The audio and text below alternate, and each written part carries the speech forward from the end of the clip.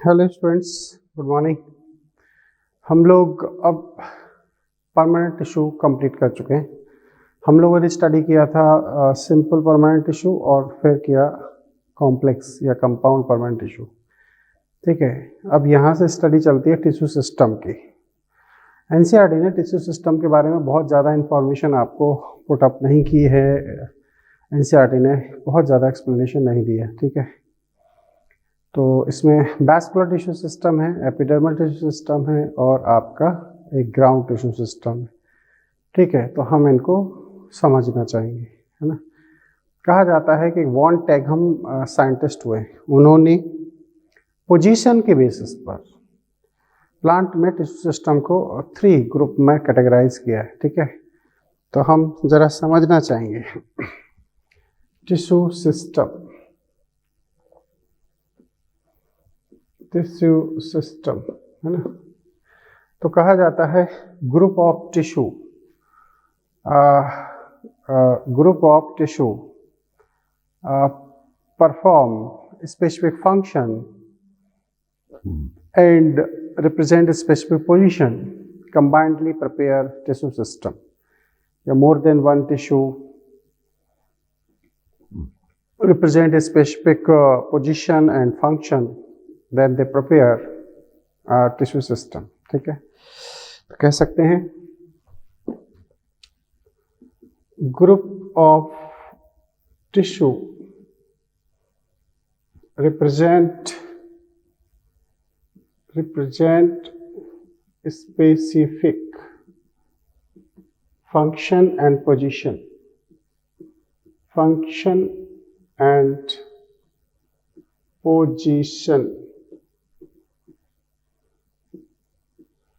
prepare tissue system। जैसे vascular tissue system है, vascular tissue system centre में पाया जाता है, इसलिए कहा जाता है कि ये स्टील के फॉर्म में प्रेजेंस होते हैं, है ना। तो पोजीशन फिक्स है ना, और उनकी फंक्शनिंग भी फिक्स है। फंक्शनिंग मतलब कंडक्शन प्रोसेस, तो उनकी पोजीशन फिक्स है, फंक्शन भी फिक्स है, तो वो एक टिश्यू सिस्टम को प्रिपेयर करेंगे। ठीक है, तो कह सकते हैं plant have 3 type of system, tissue system. Plants have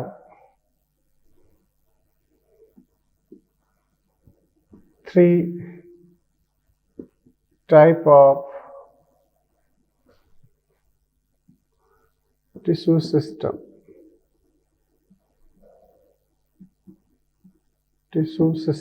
First is epidermal tissue system. Epidermal tissue system. ठीक है, याद करो मैंने फंक्शन के बेसिस पर आपको मेरिस्टेम बताए थे। फंक्शन के बेसिस पर था dermatogen, ground meristem and procambium, है ना। तो जो एपिडर्मल टिश्यू सिस्टम है वो बनाएगा डर्मेटोजन, ग्राउंड टिश्यू सिस्टम को बनाएगा आपका ग्राउंड मेरिस्टेम, और प्रोकैम्बियम जो है वो बनाएगा पूरे के पूरे वैस्कुलर टिश्यू सिस्टम को। ठीक है, तो टिश्यू सिस्टम इंक्लूड एपिडर्मिस, क्या ये एपिडर्मिस को इंक्लूड करेगा। दूसरा है ग्राउंड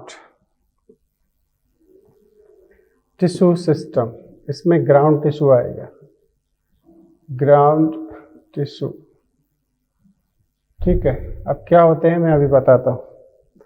तीसरा है vascular tissue system, vascular tissue system, इसमें आएगा वैस्कुलर बंडल, वैस्कुलर बंडल्स। ठीक है, तो ये चीज हो गई। तो अब हम सबसे पहला टिश्यू सिस्टम स्टार्ट करते हैं, वो है एपिडर्मल टिश्यू सिस्टम, या फिर ग्राउंड टिश्यू सिस्टम को यहीं पर समझ लो। ग्राउंड टिश्यू सिस्टम होते हैं 2, एक होता है extra stelar ground tissue, extra stelar ground tissue मतलब स्टील के बाहर, स्टील का मतलब होता है कि central tissue covered by endodermis, है ना, presence lower surface of endodermis और covered by pericycle known as stele. ठीक है, तो ग्राउंड टिश्यू सिस्टम आपके एक्स्ट्रा स्टीलर तीन तरीके का है। एक तो है हाइपोडर्मिस, दूसरा आता है इसके अंदर middle cortex and third is endodermis. ठीक है, अब आपका अगला है एक्स्ट्रा स्टीलर ग्राउंड टिश्यू। कौन? एक्स्ट्रा। अब है इंट्रा स्टीलर ग्राउंड टिश्यू। ठीक है, इंट्रा स्टीलर ग्राउंड टिश्यू। अब ये आपका तीन तरीके का, कौन कौन? पेरिसाइकल, मेडुलरी रेज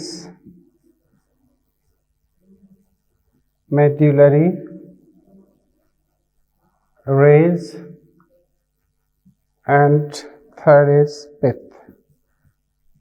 तो ये है इंट्रास्टीलर, है ना, इसी को हम मेडुला भी कहते हैं, मेड्यूला, है ना। तो स्टील के अंदर चीजें तीन प्रेजेंस से पेरिसाइकल, मेडुलरी रेज, पिथ, और स्टील के बाहर की तरफ जो हाइपोडर्मिस है वो है हाइपोडर्मिस, मिडिल कॉर्टेक्स, एंडोडर्मिस। तो ये हैं डिफरेंट ग्राउंड टिश्यू, है ना। तो वैस्कुलर टिश्यू सिस्टम में हम वैस्कुलर बंडल को शो करेंगे और एपिडर्मिस में एपिडर्मिस को रिप्रेजेंट करेंगे। ठीक है जी। तो अब हम आपको ले चलते हैं एपिडर्मल टिश्यू सिस्टम में। किसमें? Epidermal tissue system.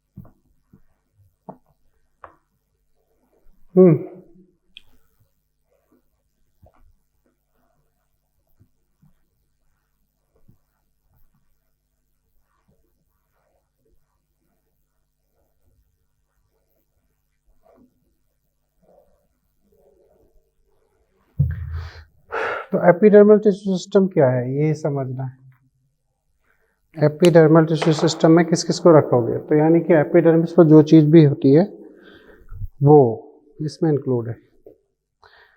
तो कहा जाता है it is protective tissue system. ठीक है, found on outer surface of plant, found on outer surface of plants के outer surface पर पाया जाता है।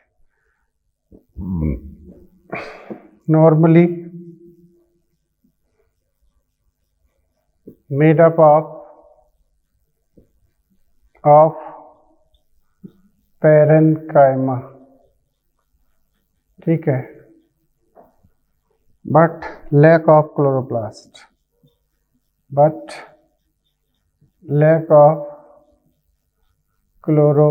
इसमें क्लोरोप्लास्ट कभी भी नहीं पाया जाता है। ठीक है, लैक ऑफ क्लोरोप्लास्ट।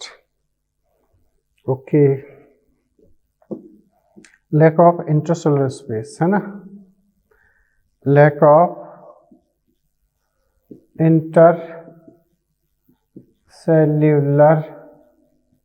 स्पेस। अच्छा, नॉर्मली सिंगल सेल्ड थिक होता है, यूनिलेयर्ड होता है, लेकिन एक्सेप्शनल तौर पर देखा जाए तो कुछ में मल्टी लेयर्ड भी होता है। Normally single layer, but exceptionally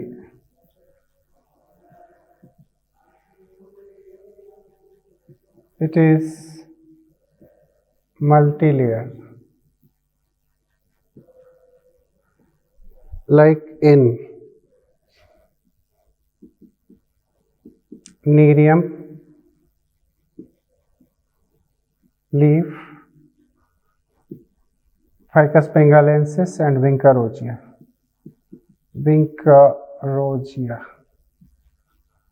है ना, इसमें जिसे सदाबहार कहते हैं, इसमें मल्टी लेयर्ड हो सकता है। ठीक है, अब हम इनके मॉडिफिकेशन के बारे में बात करेंगे, है ना। तो what are modification of epidermal tissue system. अच्छा, एक चीज़ यहीं पर लिख लेते हैं कि जीरोफिटिक प्लांट्स होते हैं, उनकी एपिडर्मिस में क्यूटिकल जरूर पाया जाता है। जीरोफिटिक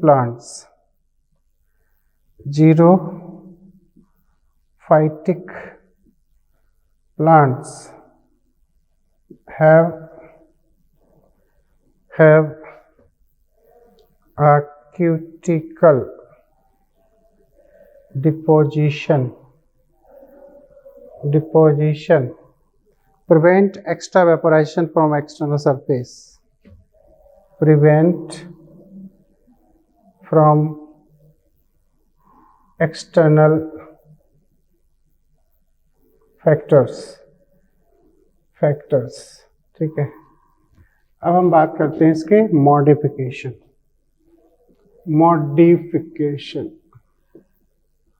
मॉडिफिकेशन के नाम पर है ट्राइकोम। ट्राइकोम को नॉर्मली तो ये कहा जाता है any outgrowth from epidermis known as trichome. ठीक है, तो स्टेम के अंदर मल्टी सेलुलर हेयर्स पाए जाते हैं, वो ट्राइकोम में कंसिडर किए गए।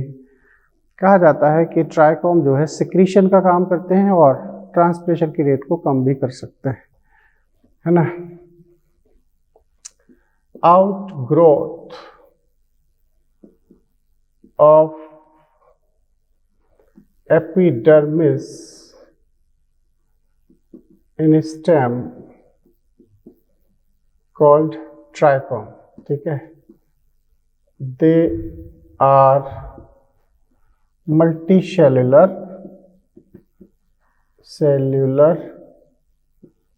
found in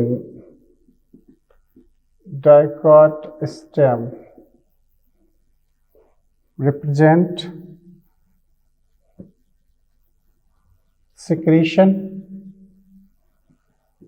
and सिक्रीशन के नाम पर आपने देखा होगा कुछ प्लांट के स्टेम पर जो हेयर्स होते हैं उनमें ऐसे नाइट्रोजनस कंपाउंड होते हैं कि वो अगर बॉडी के कांटेक्ट में आ जाए तो इचिंग होने लगती है, जलन होने लगती है।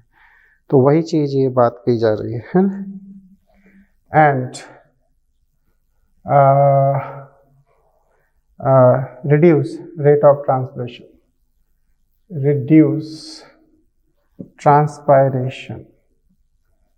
Transpiration process. तो ये ट्रांसपिरेशन को कम कर देते हैं और सिक्रीशन भी करते हैं। ठीक है, तो इस तरीके से ये बात कही जाती है। तो ये है ट्राइकोम। और रूट के जो ट्राइकोम होते हैं वो हेयर्स होते हैं, रूट हेयर्स, उनका काम होता है एब्जॉर्प्शन ऑफ वाटर मिनरल्स, है ना, ये हम जानते हैं। तो ये कहानी है ट्राइकोम की। ठीक है, इसमें हुक और थॉर्न का भी कंसेप्ट आता है। ठीक है, ये चीज़ हो गई। अब एपिडर्मिस में आपने देखा होगा कि जो एक्वाटिक प्लांट्स होते हैं उनके ऊपर म्यूसिलेजिनस कवरिंग होती है। जैसे हाइड्रोफिली में पढ़ना, वहाँ पर कहा गया है कि जोस्टेरा के जो पोलन ग्रेन होते हैं वो रिबन शेप होते हैं, एलोंगेटेड होते हैं, इनके ऊपर एक वैक्सी लेयर होती है। तो ऐसा कहा जाता है कि हाइड्रोफाइट जितने भी होते हैं उनकी एपिडर्मिस के बाहरी सरफेस पर एक वैक्सी लेयर जरूर होती है जो कि एक प्रोटेक्टिव है। ठीक है, अब हम आपको बताते हैं बुलीफॉर्म सेल के बारे में। क्या bulliform cell? Bulliform form cell, या इन्हें हम मोटोर सेल भी कहते हैं, मोटोर सेल। तो कहा जाता है कि जो मोनोकॉट होते हैं इनकी ऐसे एपिडर्मिस होती है, और इस एपिडर्मिस पर यहाँ कुछ बड़े साइज की सेल्स पाए जाते हैं आउटर एपिडर्मिस में, ध्यान रहे। और बाकी एज इट इज ये मिडिल, ये एपिडर्मिस है, ठीक है, ऐसे, ठीक है। तो ये जो राउंडेड स्पेरिकल आप देख रहे हो ये है बुलीफॉर्म सेल, ऐसे, है ना। ये इनके लिए कहा जाता है कि bulliform cells are modification of epidermis, specially in upper epidermis of monocot leaves. They prevent extra vaporization or extra transpiration during high temperature. कह सकते हैं कि bulliform cells are adaptation to prevent leaves from high temperature. ठीक है, कहा जाता है कि bulliform cells are large, thin-walled, parenchymatous, empty cells. They have they store maximum amount of water, ठीक है। they are high sensitive for transpiration and osmosis process। तो जब टेम्परेचर बढ़ता है तो इसमें सबसे पहले ट्रांसपिरेशन होता है और वाटर वेपर्स के फॉर्म में इजेक्ट हो जाता है।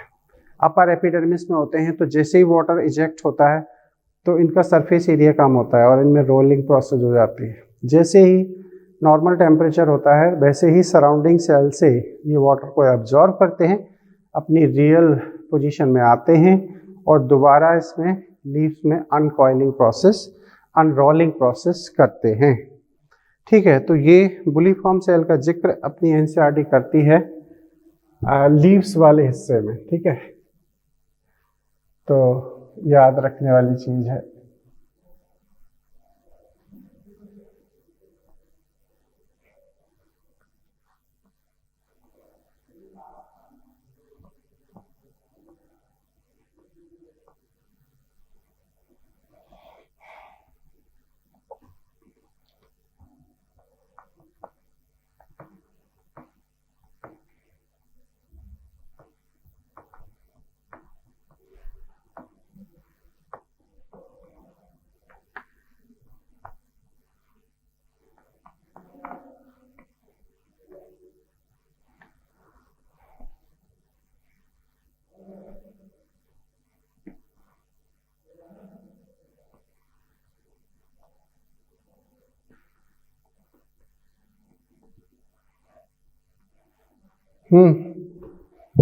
कह सकते हैं bulliform cells are large parenchymatous cells, है ना।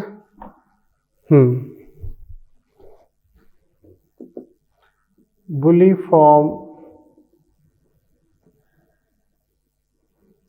Cell are large parenchymatous cell, ठीक है। Presence in upper epidermis, presence in upper epidermis, epidermis of monocot plants like grasses में ये अपर एपिडर्मिस में पाई जाती है ना। Protect from high temperature, protect from high temperature by rolling and unrolling process, rolling and unrolling process, ठीक है। ये अब अगला अडेप्टेशन है स्टोमेटा। स्टोमेटा। स्टोमेटा वैसे तो हम लोग स्टडी करते हैं जाके अपने उस ट्रांसप्रेशन वाले हिस्से में, लेकिन मैं आपको स्टोमेटा की स्ट्रक्चर बता देता हूँ। तो स्टोमेटा कहीं ना कहीं इस तरीके के स्ट्रक्चर हैं, किडनी शेप्ड या बीन शेप, लेकिन जो इनकी इनर वॉल होती है वो थिक होती है लाइक दिस, और इनकी जो आउटर वॉल होती है वो कहीं ना कहीं ऐसे प्रेजेंस होती है। इनमें क्लोरोप्लास्ट की भी प्रेजेंस पाई जाती है। ठीक है, तो ये क्या है, इनका न्यूक्लियस है like this, this is nucleus. Okay, तो they are subsidiary cell, subsidiary cell है ना, ये सब्सिडरी सेल है। And this is guard cell, this is outer wall, कैसी है, thin. Inner wall, inner wall कैसी है, दिस इज थिक। ओके, इनमें क्लोरोप्लास्ट प्रेजेंस है, chloroplast. Okay, this is nucleus. Okay, और ये कहीं ना कहीं है क्या, guard cell. Guard cell number में number 2, shape kidney shape, kidney, kidney के जैसी होती है या बीन शेप होती है ना। और ये है डाइकॉट, इसे हम कहते हैं stoma, this is called stoma, है ना। अब जब इनका टर्गर प्रेशर बढ़ता है, किसका, गार्ड सेल का, तब जाके ये ओपन होते हैं और यहाँ से गैसियस एक्सचेंज खासतौर से देखने को हमें मिलता है। इनमें 80% से ज़्यादा रेट ऑफ ट्रांसपिरेशन कंप्लीट किया जाता है।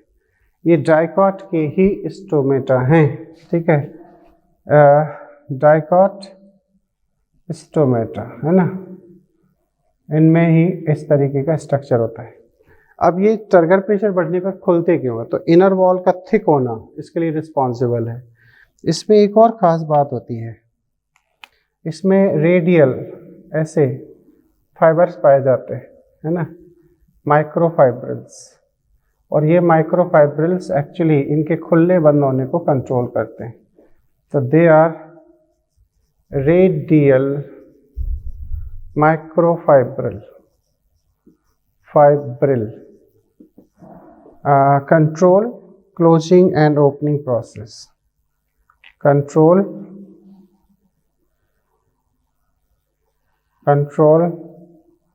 closing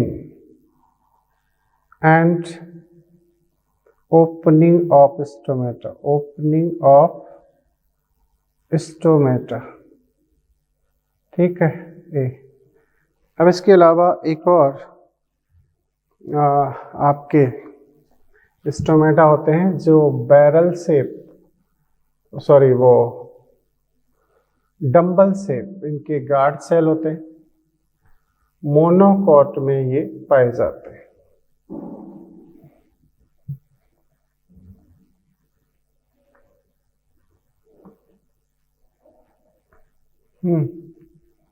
खासतौर से ग्रासेज में ये प्रेजेंस होते हैं।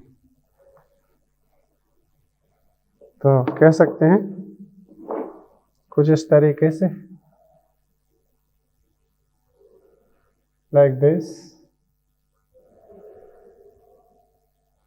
ऐसे इनकी यहाँ पर वॉल थिक होती है। ठीक है, यहाँ पर इनमें इस तरीके से कुछ फाइबर प्रेजेंस होते हैं, लाइक दिस।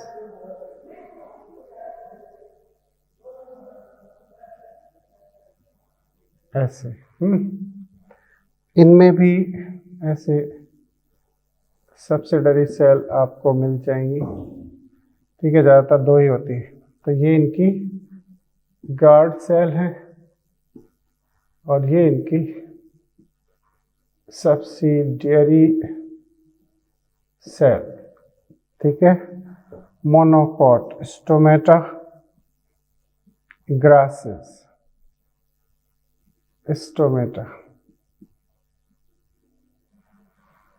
ये ऐसे होते हैं डम्बल शेप्ड, ये होते हैं किडनी से। बाकी सब कुछ वैसे ही होता है, न्यूक्लियस पाया जाता है, इनमें भी आपको क्लोरोप्लास्ट मिल जाएगा ऐसे, ठीक है। तो ये कहानी है कहीं ना कहीं एपिडर्मल टिश्यू सिस्टम की, क्लियर। तो ये चीज़ें समझना है, एनसीईआरटी को भी इसमें रीड करते जाएं, ठीक है। अब हम आपको ले चलेंगे ग्राउंड टिश्यू सिस्टम में। किसमें? ग्राउंड टिश्यू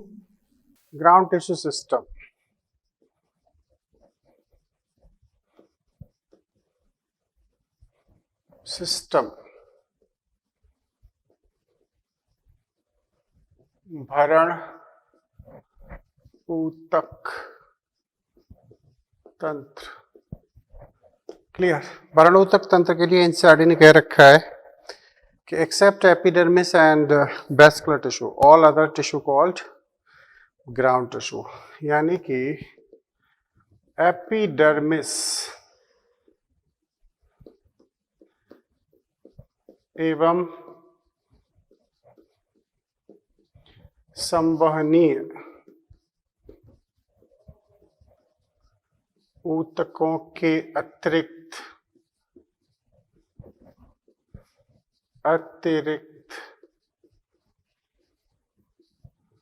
अन्य ऊतक भरण ऊतक कहलाते हैं। भरण ऊतक तंत्र कहलाते हैं, क्लियर। ऐसे ये चीज हो गई। अब ये दो तरीके के हैं बेसिकली, जैसे ग्राउंड टिश्यू सिस्टम, ठीक है। तो इसे हम दो ग्रुप में बांट सकते हैं। पहला क्या? बाह्य रंभीय भरण ऊतक,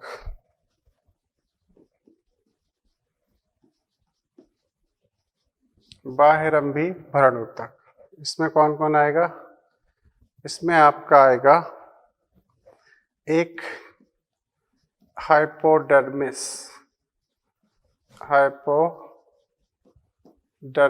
ठीक है, हाइपोडर्मिस। दूसरा है मिडिल कॉर्टेक्स। तीसरा है एंडोडर्मिस, है ना।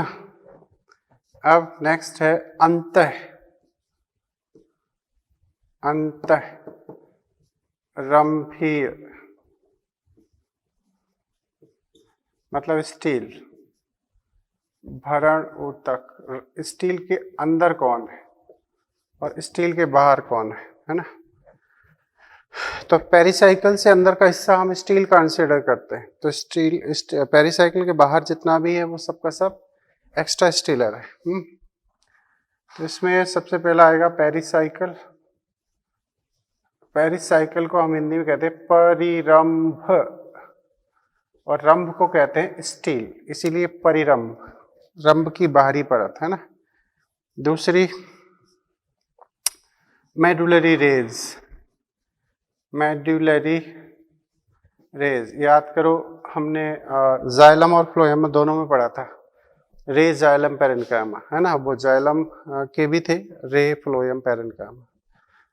फ्लोएम वाले फूड को ट्रांसलोकेट करेंगे और जाइलम वाले वाटर मिनरल्स को। ये है पित्त को हिंदी में कहते हैं मज्जा, हाँ, इसको कहते हैं मेडुला, है ना। इंग्लिश में दो शब्द हैं, मज्जा, पित्त, है ना। तो हाइपोडर्मिस के लिए क्या कह सकते हो आप? हाइपोडर्मिस के लिए हम मान सकते हैं कि ये एपिडर्मिस के ठीक नीचे है। क्या? एपिडर्मिस के ठीक नीचे। डाइकॉट स्टेम किसका बना है? ये कॉलिनकाइमा। ये हम डायग्राम में आपको और बताएंगे। मोनोकॉट स्टेम स्क्लेरेन्काइमा का बना है, ठीक है सर। और रूट्स में किसका बना है? अविभेदित। अविभेदित मीन्स अनडिफरेंशिएट, किसी स्पेसिफिक का नहीं है, ठीक है। अब ये कॉर्टेक्स की बात हो जाए तो कॉर्टेक्स किसकी बनी है? बड़े बड़े मृदुतक। मृदुतक काम क्या करते हैं? अंतरकोश के अवकाश होते हैं, इनमें संग्रह का काम होता है। जल भी संग्रह होगा, भोजन भी। अंतरकोश की अवकाश युक्त कोशिकीय अवकाश युक्त संग्रह। कार्य क्या है? पदार्थ संग्रह।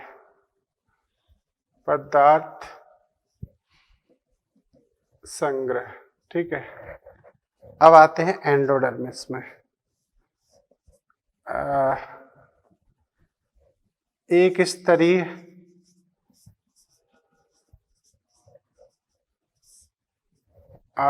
मृदुतक से निर्मित ढोलक के आकार की कोशिकाएं होती हैं। अंतरकोश के अवकाश टोटली एब्सेंट होते हैं, ठीक है। कॉर्टेक्स की सबसे निचली परत होती है। कॉर्टेक्स की निचली परत, कॉर्टेक्स की निचली परत, निचली परत, ठीक है। जड़ों में कैस्पेरिन पट्टी, जड़ों में कैस्पेरियन पट्टी, कैस्पेरिन स्ट्रिप किसकी बनी है? सुबेरिन, ठीक है। ये फिजियोलॉजी को पढ़ते हो कि ये जल और खनिज के लिए अपारगम में होती है ना। सुबेरिन पट्टी, जबकि डाइकॉट तने में स्टार्च शीथ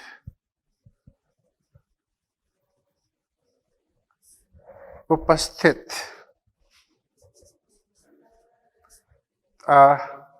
मोनोकॉट स्टेम में कैस्पेरिन पट्टी, अच्छा एंडोडर्मिस अनुपस्थित, एंडोडर्मिस अनुपस्थित, ठीक है। उपस्थित होती ही नहीं है, कैस्पेरिन पट्टी की तो बात अलग है, ठीक है। पेरिसाइकिल, पेरिसाइकिल में क्या कहानी है ना। रंभ की बाह्य परत, ठीक। Dicot stem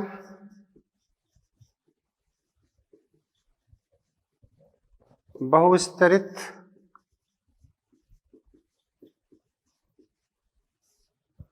parenchyma plus sclerenchyma. बाकी हम डायग्राम में बताएंगे, ठीक है। मोनोकॉट स्टेम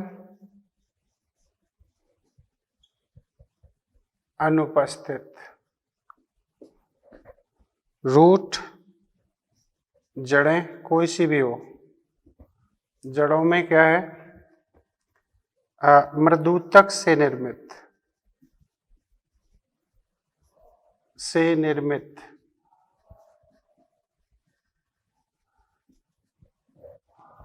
ठीक है, एक या कपल दो स्तर की हो सकती है ना। डाइकॉट की जो पेरिसाइकिल है उसमें खासतौर से इसे पेरिकैम्बियम लेयर कहते हैं। क्यों कहते हैं? क्योंकि इसका जो प्रोटोजाइलम के बाहर का भाग है वो वैस्कुलर कैम्बियम बनाने में भाग लेता है डाइकॉट के केस में। मोनोकॉट में तो सेकेंडरी ग्रोथ होती ही नहीं, और लेटरल रूट फॉर्मेशन में भी भाग लेता है। तो स्टार बना के हम समझ सकते हैं